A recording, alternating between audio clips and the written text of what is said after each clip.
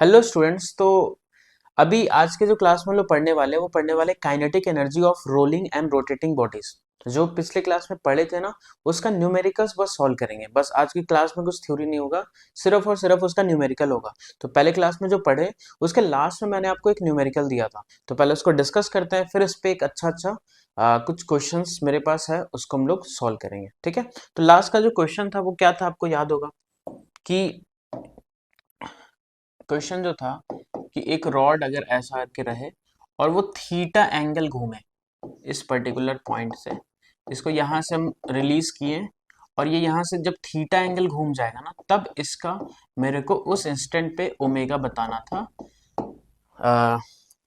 The position after which it will rotate by an angle theta, उस instant पे क्या होगा। तो क्या आप सॉल्व कर सकते हो इसको? क्या आप सॉल्व किए हो? देखो, इसका जो सेंटर ऑफ मास जो यहाँ पे था वो घूम के क्या यहाँ पे आया है। ठीक है। अब मैं डिस्टेंस कैसे कैलकुलेट करूं? तो ये जो डिस्टेंस गिवन है ये कितना गिवन है, ये तो L/2 है। ये अपना आया L/2। तो आप सोचो ना, आप ये निकालो कि सेंटर ऑफ मास कितना नीचे आया है। सेंटर ऑफ मास कितना नीचे आया, तो देखो तो जो यहाँ पे है, तो सेंटर ऑफ मास ये वाला लेंथ नीचे आया, तो ये लेंथ कितना होगा। तो अगर मैं इस लेंथ को निकालूं तो अपने को कैलकुलेट करना है ये लेंथ। अब आप ध्यान से देखो, मैं कंपोनेंट लेने वाला हूँ। ये L/2 है, इसका ऊपर जो कंपोनेंट होगा वो होगा cos theta, L/2 cos theta. और इधर की तरफ जो कंपोनेंट होगा वो कितना के बराबर होगा? So it is L/2 into sine theta. ठीक है। अब यही अपना है जो सेंटर ऑफ मास इतना हाइट नीचे आया। ठीक है। तो कितने का पोटेंशियल एनर्जी घटा होगा? तो mg/h वो कहाँ गया होगा? तो वो इस रॉड के रोटेशनल काइनेटिक में। तो मैं क्या इक्वेशन लिखूं जरा बताओ तो, क्या हो जाएगा? mg/h, h की जगह हम लोग ये यूज करेंगे। ये डिक्रीज इन पोटेंशियल है, ध्यान से। वो कहाँ पे गया? वो एनर्जी कहीं ना कहीं गया, तो वो रॉड के रोटेशनल काइनेटिक में चला गया। रोटेशनल क्या होता है? Half I omega square. Omega अपने को निकालना है तो उस इक्वेशन से आ जाएगा। और आई क्या होगा? ये रॉड अपने किस एंड के अबाउट, मतलब इसका जो एक्सिस है वो एंड वाला ये वाला हो गया। तो एक रॉड का उस एक्सिस के अबाउट मोमेंट ऑफ इनर्शिया क्या होता है? Half I omega square. तो उसको हम लोग लगाते हैं, तो ये जो हो जाएगा that is equals to half into I into omega square. तो मैं लिखता हूँ एम जी, और एच क्या है? तो ये है L/2 into sine theta equal to half. I को आप यूज कर लो, ml²/3 इंटू ओमेगा स्क्वायर। ठीक है। अब जरा कट करते हैं, 2 गया, एक L गया, M गया, और तो कुछ भी नहीं कट रहा है, तो ये 3g sine theta by L आ जाएगा। तो ये आ जाएगा 3g sine theta by L। तो ओमेगा हो जाएगा अंडर रूट ऑफ ये इतना रेडियन पर सेकेंड। तो ये आपको आराम से जेई मेंस में मिल सकता है, नीट में मिल सकता है, जेई एडवांस में ऐसा नहीं मिलेगा, थोड़ा सा टफ मिलेगा। ठीक है। तो ये क्वेश्चन, अब हम लोग कुछ अच्छा क्वेश्चन करते हैं जो जेई एडवांस में भी आता है और आ सकता है, बिल्कुल। तो अगला क्वेश्चन जो है कि जैसे मान लो एक ना अपने को हॉलो स्फीयर है, हॉलो हेमिस्फीयर इस तरीके का। ठीक है। और यहां से एक मैं डिस्क को रिलीज कर रहा हूं, ये इसको कुछ अलग कलर से बनाते हैं। ये अपना हो गया डिस्क। ठीक है। एक छोटा सा डिस्क है, मास m, रेडियस r का। और अब इसमें क्या गिवन है ना, देखो आपको क्या पता है कि अगर ये फ्रिक्शनलेस हो जाए तो ये स्लाइड करेगा, मतलब ये घूमेगा नहीं, ये सिर्फ यहां से निकला और ऐसा करके नीचे जाएगा। लेकिन यहाँ पे क्वेश्चन में क्या दिया हुआ है कि यहाँ पे फ्रिक्शन जो है ना वो सफिशिएंट है। मतलब क्वेश्चन में ये लिखा हुआ है कि friction is sufficient for pure rolling या टू अवॉइड स्लिपिंग, दोनों सेम चीज है, फॉर प्योर रोलिंग। तो अब क्या होगा कि अगर आप इस डिस्क को छोड़ोगे ना, तो वो फिसलते हुए नीचे नहीं आएगा, वो घूमता हुआ नीचे आएगा। ठीक है। तो किसी भी इंस्टेंट पे अगर मैं इस डिस्क को बनाऊं जो कि इसके अंदर में मोशन कर रहा होगा ऐसा, तो ये ना घूम भी रहा है और आगे भी जा रहा है, फिर घूम भी रहा है और आगे भी जा रहा है। तो क्वेश्चन ये है कि जब ये यहाँ पे पहुंचेगा, ठीक है, ऐसा कुछ होगा, तो जब ये बिल्कुल लोएस्ट पॉइंट पे होगा तो दो क्वेश्चन है। पहला हमको बताना है कि इसका स्पीड क्या होगा, कितने स्पीड से मूव कर रहा होगा, और दूसरा इस जगह पे जो नॉर्मल रिएक्शन लग रहा होगा वो कितना होगा। तो आपको मैं टाइम देता हूँ, आप ट्राई करो इसको सॉल्व करने का।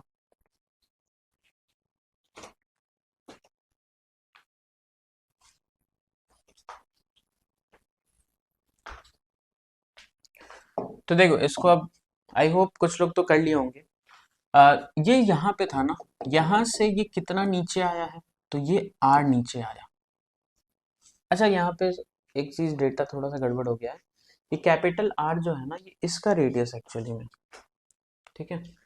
थोड़ा सा इसका मास वैसे बस इसका मास से अपना काम हो जाना है, उससे ज्यादा जरूरत है नहीं। तो इसका जो रेडियस गिवन है ना बड़े वाले का, ये है कैपिटल आर, ठीक है। तो अब बताओ ये डिस्क ना कितना नीचे आया, इस जगह से इस जगह नीचे कितना आया आर, तो कितना पोटेंशियल घटा होगा एम जी इंटू आर, ठीक है। तो मैं बस उसको लगाऊंगा कि इसका पोटेंशियल एम जी आर से घटा, और ये कहाँ पे गया, तो ये किस जगह पे गया, इसका काइनेटिक एनर्जी, काइनेटिक दो तरीके का होगा, translational half M V square, rotational half I omega square. मैं आपको लास्ट लेक्चर में क्या बताया हूँ कि इन दोनों को बार बार लिखने से अच्छा क्या है कि आप लिखो half beta M V square, और बीटा डिस्क का याद रखना 3/2। तो मैं उससे इक्वेट करूंगा कि प्योर रोलिंग बॉडी के लिए हमेशा जो काइनेटिक एनर्जी होगा वो half beta into M V square, तो एम और एम कट जाएगा, तो वी जो आया वो आ जाएगा under root of 2GH divided by beta, और बीटा 3/2 है, तो 2 ऊपर चला जाएगा तो ये आ जाएगा अंडर रूट ऑफ 4GH/3। अब सोचो कि इस इंस्टेंट पे ये डिस्क का जो सेंटर है वो ना एक सर्कल में मूव कर रहा है, तो सर्कल में मूव करता है तो क्या होता है, नीचे की तरफ एक कौन सा फोर्स लगेगा, दैट इज सेंट्रीफ्यूगल, और नीचे की तरफ एक mg तो लग ही रहा है, और ऊपर की तरफ क्या लगेगा, नॉर्मल। तो हम लोग क्या करें, तो एक सिंपल सा मैं यहाँ पे डायग्राम ड्रॉ करूंगा, इस तरीके का है ना, और इसका स्पीड आगे की तरफ v है। मेरे को इस इंस्टेंट पे नॉर्मल रिएक्शन निकालना है, तो ऊपर की तरफ मैं लगाता हूँ नॉर्मल, नीचे की तरफ क्या लगा, इसका वेट, और due to the circular motion एक force M V square by R लगेगा। तो बताओ कि नॉर्मल कितना आ जाएगा, तो आई होप आपको आंसर अब आ गया होगा, नॉर्मल आ जाएगा M G plus M into V square by R, V का स्क्वायर करो, यार थोड़ा सा गड़बड़ है यहाँ पे, फिर इसको आर कर लो यार, ये आर आएगा ना, एच नहीं आएगा, वो आर आएगा क्योंकि यहाँ पे आर है ना। तो यहाँ पे वी का स्क्वायर कर दो 4g/3, और उसको आर से डिवाइड कर दो, तो ये आ जाएगा m इंटू 4g/3। तो आप इसको ऐड कर दो तो 3 + 4 ये आ जाएगा 7mg/3। So this is the normal reaction. और यहाँ पे क्वेश्चन आपको बदल के कैसा आ सकता है कि ऊपर में आपको सॉलिड स्फीयर दे दे, एक छोटा सा सॉलिड स्फीयर जो आप बॉल बियरिंग्स में देखते होगे, तो उसको अगर यहाँ पे रिलीज कर दे और वो फिसल के नहीं आ रहा है, वो घूमता घूमता आ रहा है, ठीक है। तो यहाँ से यहाँ जाने का वो बोलेगा किस जगह का नॉर्मल रिएक्शन, तो हम लोग क्या चेंज कर देंगे, उसका पोटेंशियल डिक्रीज यही होगा, काइनेटिक में बीटा की जगह क्या ले लेंगे, सॉलिड स्फीयर का जो कि होता है 7/5, तो पुट कर देना, ऐसे सॉल्व करना है, ठीक है। अब यहाँ पे देखो एक क्वेश्चन ऐसा है कि जैसे मान लो ना एक बॉल को हम लोग कुछ पर्टिकुलर स्पीड दी, और ये ऐसा, और सेम इंक्लाइन है ऐसा, इसमें ना फ्रिक्शन जो है वो not equal to 0 and sufficient for pure rolling, मतलब जितना जरूरत पड़ेगा उतना लगेगा, लेकिन करवाएगा उसको प्योर रोल ही। तो अगर हम एक बॉडी को यहाँ पे छोड़े ना, तो वो ऊपर स्लिप करता हुआ नहीं जाएगा, या अगर मान लो कि यहाँ पे हम कुछ उसको स्पीड दे दिए इस जगह पे, ठीक है, और ये ऐसा तुम स्पीड दिए और ये घूम भी रहा है, ऑब्वियसली ये फ्रिक्शन वाला सरफेस है, तो जहां पे भी मैक्सिमम हाइट पे रुकेगा ना, ये ध्यान देना, ये मैक्सिमम हाइट जहां पे रुका यहाँ पे इसका v भी 0 होगा एंड ओमेगा भी 0 होगा, क्योंकि फ्रिक्शन क्या कर रहा है ना, जैसे जैसे स्पीड, जैसे स्पीड को तो फ्रिक्शन घटा ही रहा है, mg sin थीटा फ्रिक्शन मिलके स्पीड को घटा रहा है, और ओमेगा को घटाएगा फ्रिक्शन का टॉर्क, तो वहां पे v और ओमेगा दोनों 0 होगा, क्यों, क्योंकि वहां पे फ्रिक्शन है। इस जगह पे क्या होगा कि यार अगर हम लोग यहाँ पे इसको कुछ स्पीड दें और इसको ओमेगा दे दें, दोनों दे दें, लेकिन सरफेस अगर हो जाए फ्रिक्शन लेस, तो इस ये जो ओमेगा है ना इसके पास, उसको कोई भी कम नहीं कर पाएगा, क्योंकि टॉर्क लगेगा ही नहीं, क्योंकि इसके पास जितना भी फोर्सेस लगेगा, अगर मान लो यहाँ पे नीचे mg लग रहा है, एक नॉर्मल लग रहा है, तो इनके अलावा तो तीसरा फ्रिक्शन जो था वो तो इसमें लग ही नहीं रहा है, यहाँ पे नॉर्मल इधर और mg इधर, और दोनों कहाँ से पास कर गया, दोनों पास कर गया सेंटर से, तो सेंटर के अबाउट इनका टॉर्क हो गया क्या, 0। तो यार टॉर्क 0 है, मतलब अल्फा नहीं आएगा, और अल्फा नहीं आएगा तो ये ना हर इंस्टेंट पे ओमेगा ही रहेगा, भले इसका स्पीड चेंज होके v डैश हो गया, तो ये जहां पे जाके रुकेगा ना, जिस जगह पे ये गया और जिस जगह पे ये जस्ट रेस्ट में आया वहां पे इसका v तो जीरो रहेगा, लेकिन ये घूमता हुआ रहेगा एग्जैक्टली सेम ओमेगा से जो हम लोग यहाँ पे दिए थे। ये उसी पर्टिकुलर सा घूमता रहेगा और फिर धीरे धीरे नीचे की तरफ स्लिप करेगा। तो अगर इस केस में हमको एनर्जी कंजर्वेशन लगाना है, जैसे ये हाइट h है, ठीक है, तो मैं मेरे को अगर h निकालना है इस वाले केस में, सेकंड वाले केस में, तो मैं क्या करूंगा कि यार यहाँ पे जो इसके पास टोटल एनर्जी है वो क्या क्या है, देखो एक तो इसके पास हाफ एम वी स्क्वायर है ट्रांसलेशनल, प्लस इसके पास रोटेशनल है हाफ आई ओमेगा स्क्वायर, ये यहाँ का, और इसको आप पोटेंशियल एनर्जी का रेफरेंस जीरो ले लो तो U is equal to zero. और उस इंस्टेंट पे इसके पास क्या क्या एनर्जी हुआ, तो उस इंस्टेंट पे अगर आप देखो तो इसके पास हाफ आई ओमेगा स्क्वायर तो एज इट इज रहा। यहाँ पे जो हाफ आई ओमेगा स्क्वायर था वो तो यहाँ पे है क्योंकि वो एनर्जी से कोई छीन नहीं पाया। तो इस जगह पे इसके पास एक कौन सा एनर्जी है, हाफ आई ओमेगा स्क्वायर, और प्लस इसका पोटेंशियल अगर देखें तो एम जी इंटू एच। तो हाफ आई ओमेगा स्क्वायर को अगर कट करें तो यहाँ से एच आ जाएगा वी स्क्वायर बाई टू जी, जो कि सेम एक नॉर्मल पार्टिकल के लिए भी आता था, अगर यू स्पीड देते तो उतना ऊपर तक वो जाता था। तो यहाँ पे हुआ भी वही, यहाँ पे ना सिर्फ इसका हाफ एम वी स्क्वायर ना उसके पोटेंशियल में चेंज हुआ है। बाकी इस मतलब ये अगर डिस्क मान ले तो ये डिस्क ना अपना रोटेशनल काइनेटिक को नहीं छोड़ा, उसको half I omega square as it is ऊपर लेके गया, लेकिन अपना हाफ एम वी स्क्वायर को क्या करता गया, धीरे धीरे किस में बदलते गया, पोटेंशियल। तो जब पूरा half M V square M G S में बदल जाएगा तो वहां पे रुक जाएगा, बट घूमता रहेगा। और इस केस में कैसा लगाएंगे, क्या आप लिख सकते हो इस केस का कंजर्वेशन, यहाँ पे v भी जीरो और ओमेगा भी जीरो है, तो इसका सारा का सारा एनर्जी क्या हुआ।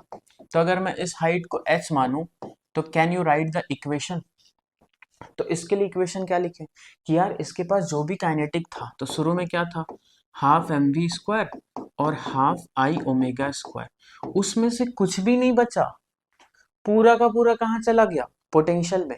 ना तो ये हाफ एम वी स्क्वायर को बचा पाया और ना तो ये हाफ आई ओमेगा स्क्वायर, क्योंकि फ्रिक्शन सबको खत्म कर दिया और हर बार वो प्योर रोल करते करते जा रहा था। तो that is equals to M G H, यहाँ पे ये इक्वेशन आ जाएगा और एच निकाल लेना।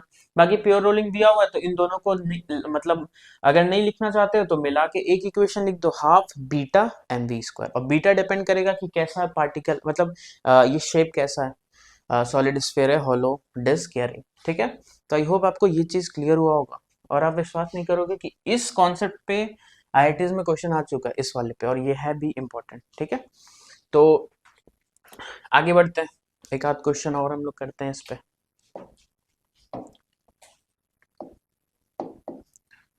यार अगर सॉलिड स्फीयर जैसे मान लो ऐसा के दिया हुआ है और एक सॉलिड स्फीयर आ जाए यहाँ, solid sphere and it is moving with speed v not, और ये प्योर रोल कर रहा है, ये इस सरफेस पे प्योर रोल कर रहा है, ठीक है, and friction is sufficient, friction is sufficient, ठीक है। तो जब ये यहाँ पे पहुंचेगा, जब ये जस्ट एक मोमेंट पे रेस्ट पे आएगा v is equals to zero, तो तुमको बताना है कि मैक्सिमम कितना हाइट ऊपर गया होगा, ये हम लोग को निकालना है h, maximum height attend by the solid sphere from ground. क्या लगाएं कॉन्सेप्ट, अभी जो पढ़े थे उसमें जरा ध्यान दो कि फ्रिक्शन सफिशिएंट है तो प्योर रोल करवाएगा, प्योर रोल मतलब जब v जीरो होगा तो ओमेगा भी जीरो होगा, तो इस पर्टिकुलर टाइम पे इसका ओमेगा भी क्या है, जीरो। तो आपको क्या करना है कि इसका टोटल काइनेटिक यहाँ पे मतलब half M V square plus half I omega square, ये दोनों कहाँ चला गया, इसके पोटेंशियल एम जी एच में।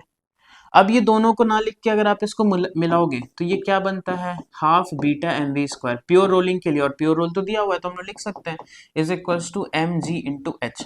क्या एम एम कैंसिल हो जाएगा, बीटा को मैं क्या लिख दूं, बीटा जो होता है सॉलिड स्फीयर का मैं लास्ट क्लास में बताया था, ये होता है 7/5, तो ये हो जाएगा half into 7/5 into V square is equals to G into H. तो यहाँ से जरा अगर v निकाले हम तो कितना आ जाएगा, ये आ जाएगा 10 GH/7 का अंडर रूट, ये चीज ये आ जाएगा इसका आंसर, ठीक है।